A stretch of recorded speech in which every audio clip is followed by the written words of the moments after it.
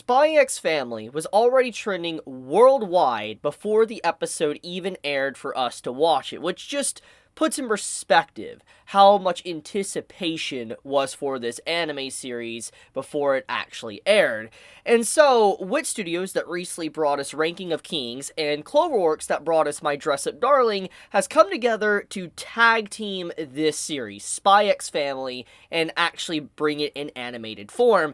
Two beloved studios that have definitely made quite the name for themselves over the years, especially recently, and have given us really good quality anime just this year alone. It's definitely going to achieve something on a whole other level. And looking at the entirety of the first episode, it really is excellent. Like, in terms of quality, art and animation, voice acting, sound effects, music department, everything about it just seems absolutely great, and I'm glad to see a joint project with two major studios coming together, and it turns out very well. It doesn't seem like production, from what we can see so far, is really bad, and in fact, we got a lot of news that came out today upon the airing of the first episode of Spy X Family, so let's dive into that first. So if you have yet to hear, Spy X Family is apparently going to be 25 episodes, and it's going to be split core. So pretty much it means we're going to have probably 12 to 13 episodes for this season, and then it's going to go on break until the fall of anime 2022,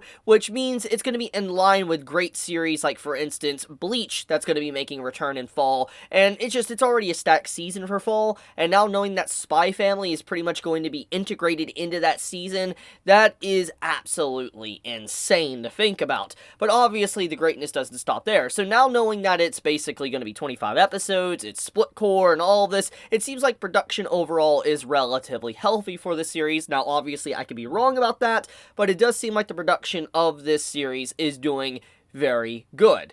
Now, let's talk about Spy X Family, okay? What's it about? Why is it so hyped up? Why are people talking about it everywhere? Why was it trending worldwide before the first episode even aired? Let's get all into that. So, if you have yet to watch the first episode, I highly recommend you do, because it is worth a watch. It really is. And I would hate to spoil the content of the first episode for all of you that have yet to watch it if you're tuning into this video. I'm just going to say, if you enjoyed My Dress Up Darling, and you enjoyed Ranking of Kings from the two respective studios, then you're probably going to enjoy Spy X Family. That's all I'm going to say, but with that out of the way, I want to dive into the content, because disclaimer is done. The first episode introduces the concept, the theme. As usual with the first episode, it introduces that our main character, Lloyd, is a famous spy, pretty much one of the best spies ever known, and he's going around constantly changing his name, doing different disguises, etc. A typical, spy-type storyline. And he's, helping out the country behind the scenes.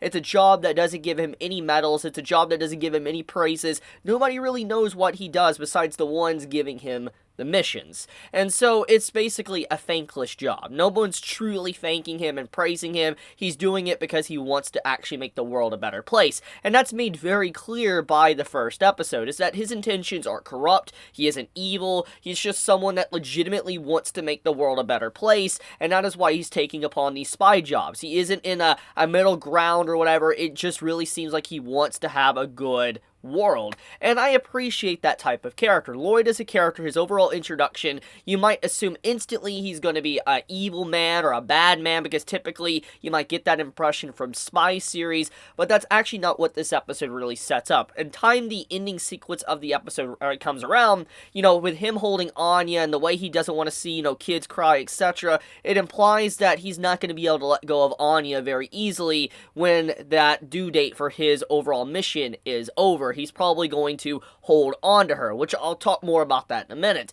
But the point, though, is I like Lloyd as a character. He's a great MC, a lot of charisma, and his voice actor perfectly bounces off of Anya's voice actor throughout this episode, which gave this episode a lot of chemistry. There was a lot of magic and flow thrown into it, and I love that. So, besides that, obviously, we have Anya. Anya is our other character that is introduced in this episode, and you can kind of say she's the main central female character of this story, or the mascot character, some might say, because she is absolutely adorable. Like, oh my goodness. The cuteness that Anya radiates is on a whole other level. The memes and the reaction faces are going to be insane for this series. Like, just this episode alone is a goldmine for reaction faces and memes. I cannot wait to see what this series is going to spawn as the episodes keep coming out, because I have seen Spy X Family's, like, reaction faces in manga form, in manga panels. I've seen it over the years since the series started to come out, and I can't wait to see some of those reaction faces actually get animated and have voice put behind them. It's going to be absolutely amazing. I am super excited about that. It's one of the biggest elements I'm excited about when it comes to this actual series.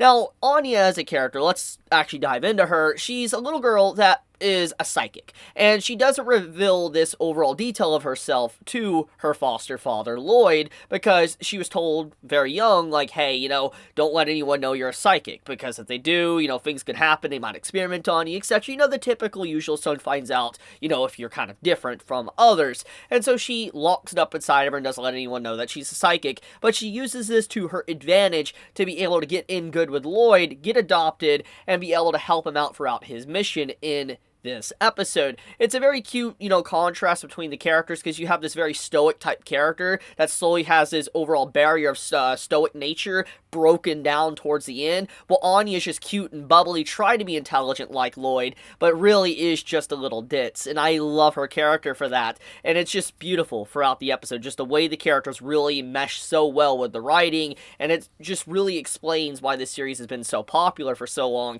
and why people just cannot get enough of it.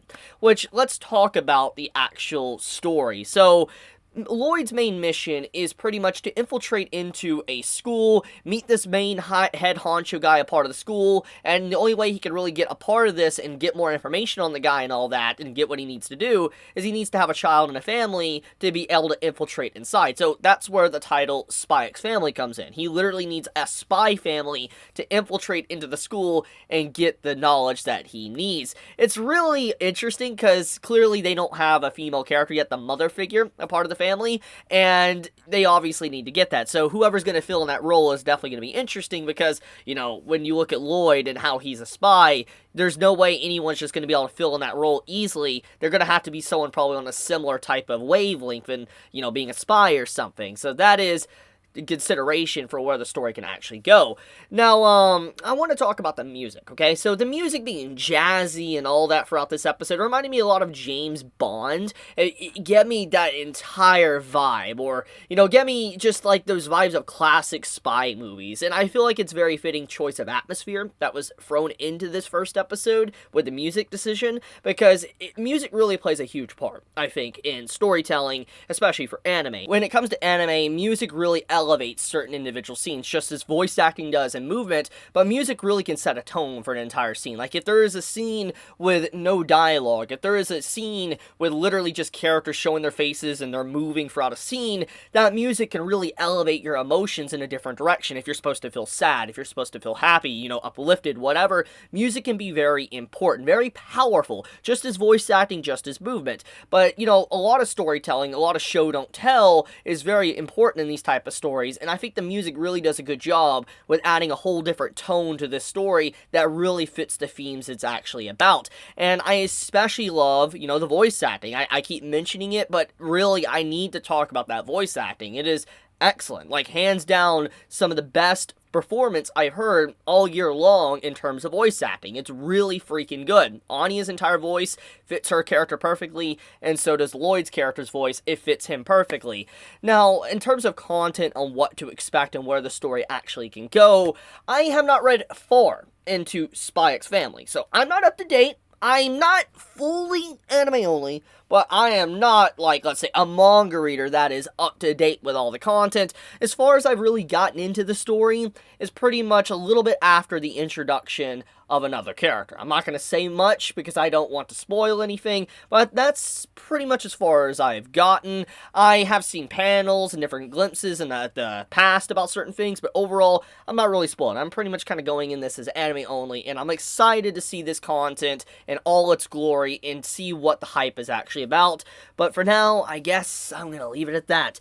Tell me your thoughts. How did you feel about this first episode of Spy X Family? Did you enjoy it? Did you hate it? You know, let me know. I am very curious. What was your favorite moment? What was your favorite Anya face? Tell me in the comments below. Now, if you enjoy my content, as always, please subscribe, leave me a like, it does help out with the algorithm, and hit that bell icon if you want more of my videos to appear in your subscription feed. With that, guys, be safe, stay healthy, Chibi out.